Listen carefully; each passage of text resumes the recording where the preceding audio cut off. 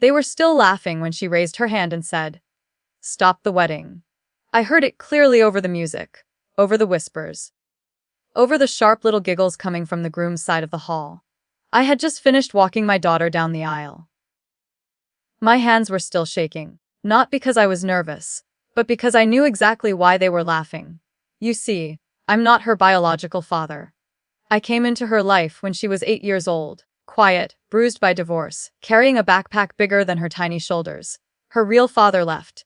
Just disappeared. I didn't try to replace him. I just showed up. School meetings, late night fevers, first heartbreak, college applications. I was there. When she asked me 3 months ago, "Will you walk me down the aisle?" I couldn't even answer. I just hugged her. But apparently, to the groom's family, that was hilarious. As soon as the doors opened and we stepped into the aisle, I heard it. "Is that him? That's not even her real dad." They couldn't find the actual father. Soft at first, then louder. A couple of them didn't even bother whispering. I saw the groom's mother lean toward someone and smirk. My daughter squeezed my arm. I felt it. She heard them too. But she kept walking, so did I. Because I've spent years teaching her something important: dignity first. Always. We reached the altar. I placed her hand into his. He avoided my eyes.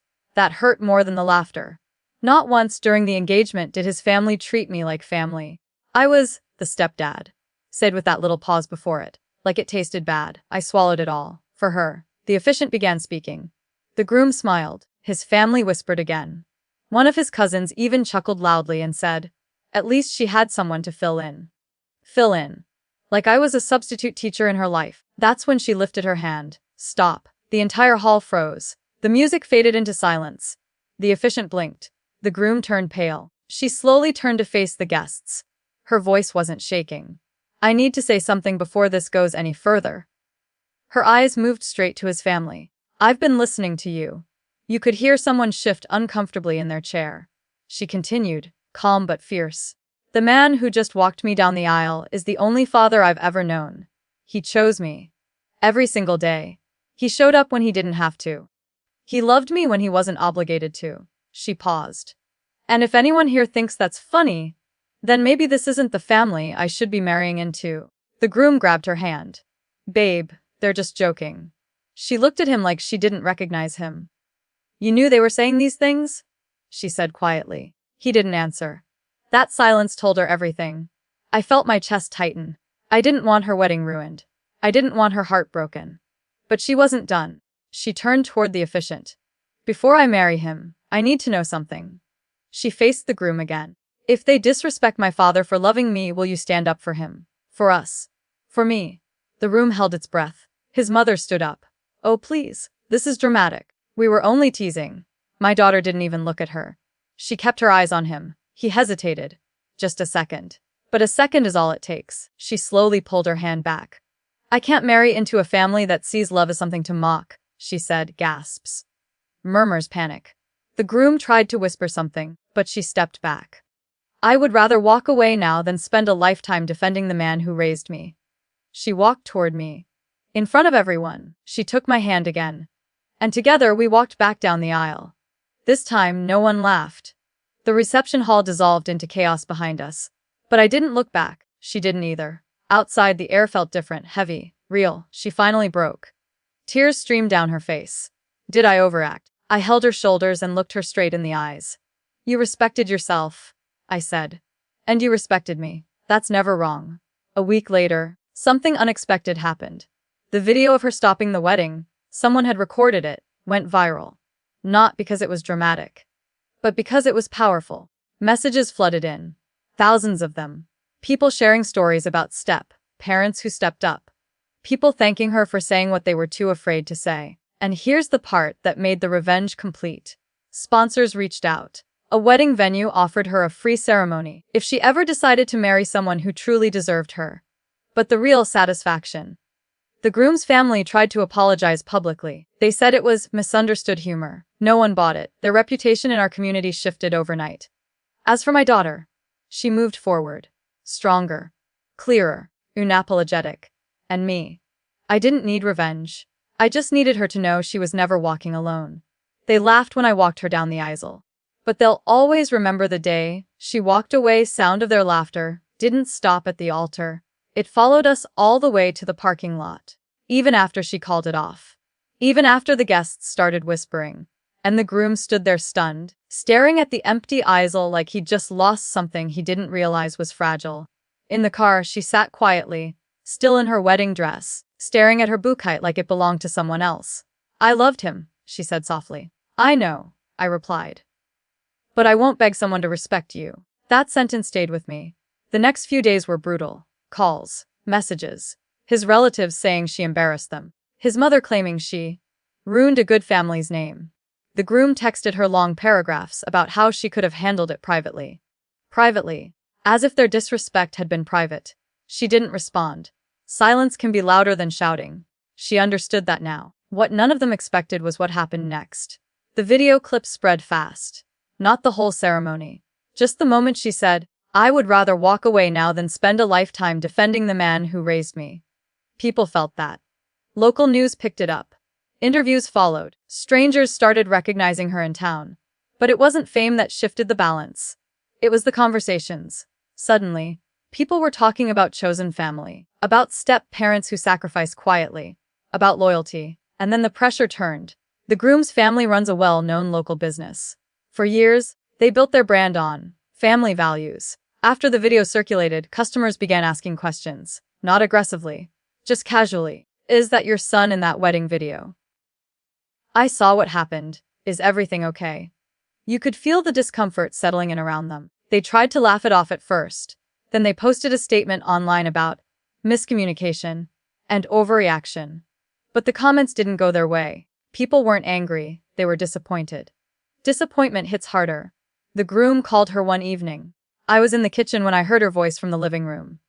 No, she said calmly. This isn't about pride, it's about character. There was a long pause. I asked you one question that day, she continued. Would you stand up for him? And you couldn't answer. Another silence. Then she ended the call. That was the last time she spoke to him. A month later, something happened that no one saw coming. A respected event planner in our city reached out. She had seen the video. She told my daughter, if you ever choose to get married again, I want to help you do it your way. No cost. It wasn't about charity. It was about respect. But here's where the real revenge unfolded, quietly, intelligently. My daughter had been working in marketing for years. Smart, strategic, observant. She noticed something about the groom's family business. Their online presence was outdated, tone deaf, overly staged. She didn't attack them. She built something better. Within 6 months, she launched her own consulting agency focused on authentic branding and reputation management. Her first campaign, highlighting real stories of blended families and local businesses, showcasing step-parents, adoptive parents, grandparents raising children. The campaign went viral regionally. Guess which company wasn't featured? Clients slowly shifted toward businesses that embraced the message she championed. The groom's family felt it, not overnight, but steadily. One afternoon, I ran into his father at a community event. He looked smaller somehow. He cleared his throat. Your daughter, she's done well. I nodded. He hesitated. Wouldn't mean. I raised my hand gently. It wasn't about meaning. It was about showing. He didn't have a response. That was enough. A year passed. She healed. Slowly. Properly. Without rushing into another relationship just to fill silence. She traveled. She rebuilt her confidence.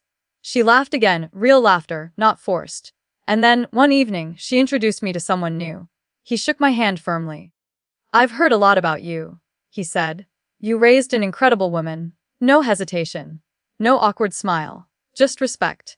Later that night, she told me something that made everything worth it. You know what hurt the most that day? She asked. What? Not their laughter. Not even his silence. She looked at me carefully.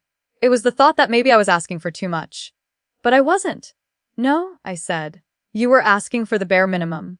She smiled. When she eventually gets married, if she chooses to, I'll walk her down the aisle again.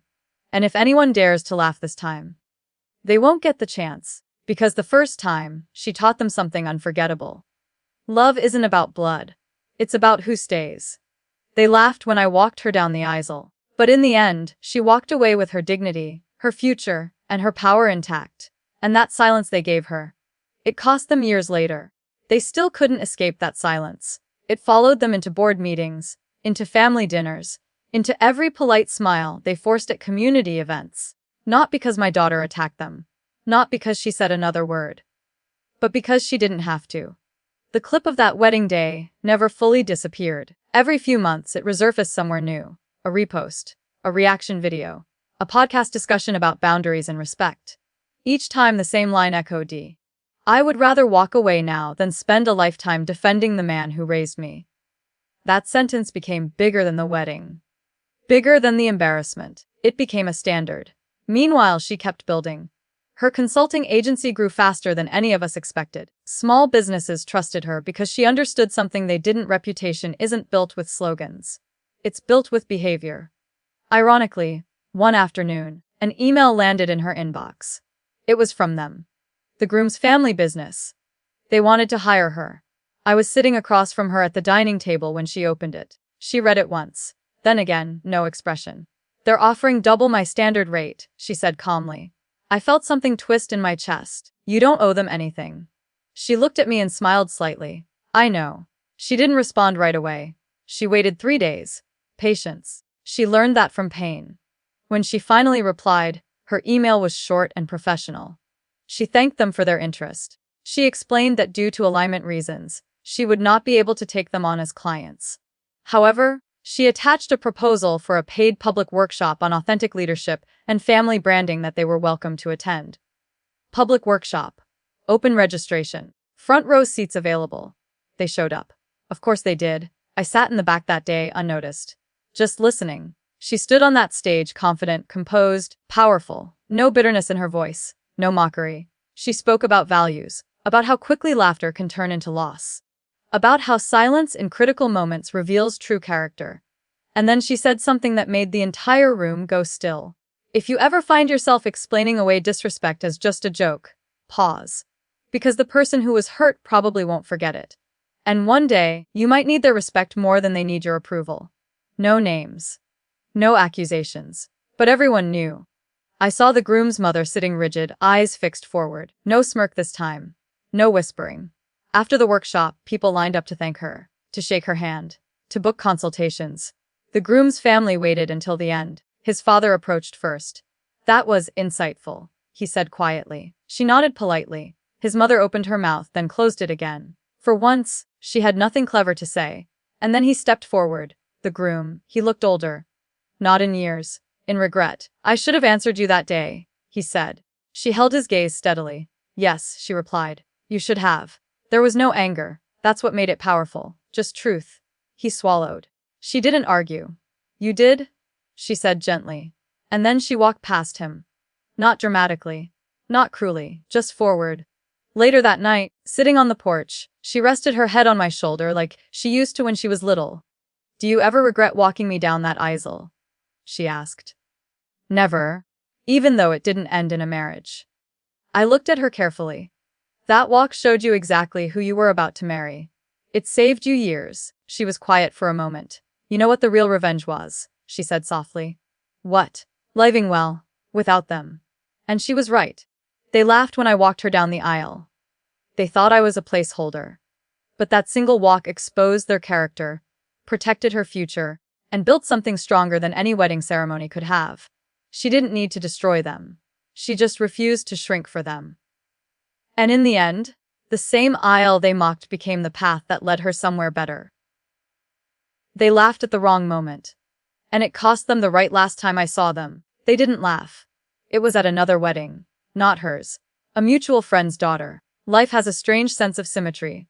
I walked into that hall in a simple suit, not expecting anything. Just there to bless the couple and sit quietly in the back. But as soon as we stepped inside, I felt the shift. Whispers again. Not mocking this time. Respectful. People nodded at me. Some even smiled warmly. A few men shook my hand longer than necessary, like they were trying to say something without words. Across the room, I saw them. The groom's family. Smaller table. Fewer people around them. Conversations polite but distant. Reputation doesn't collapse in a day. It erodes slowly, quietly. They noticed me. The mother looked down first. That told me everything. My daughter wasn't with me that evening. She was away on a business trip.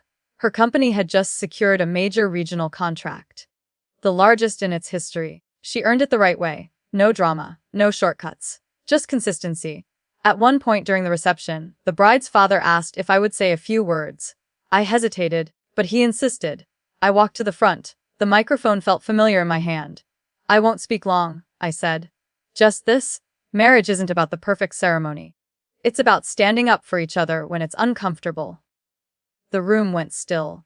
You won't always get applause for doing the right thing, but the person beside you should never have to wonder if you'll defend them. I didn't look at anyone in particular. I didn't need to. Afterward, as I returned to my seat, I passed their table. The groom's father stopped me. "Wu misjudged you," he said quietly. I studied his face. "No," I replied. "You underestimated her." He had no answer for that. Later that night, my daughter called me. She had just signed the contract. "Wes, who congratulated me publicly on LinkedIn," she said. "I already knew them." She laughed softly. "Them. How does that feel?" "Like closure," she said. "Not victory. Just closure." That's when I realized something important. The real payoff was never humiliation. It was growth. They laughed when I walked her down the aisle. They thought love needed blood to be valid. But love proved itself through action. And in the end, she didn't just stop a wedding. She stopped a future that would have required her to shrink. She chose loyalty over appearance, strength over silence, and every time someone now asks her about that day, she doesn't speak with anger. She smiles. Because the moment they laughed, oh, was the moment she woke up. And I would walk her down that aisle again 1,000 times, not to give her away, but to remind the world exactly who chose to stay.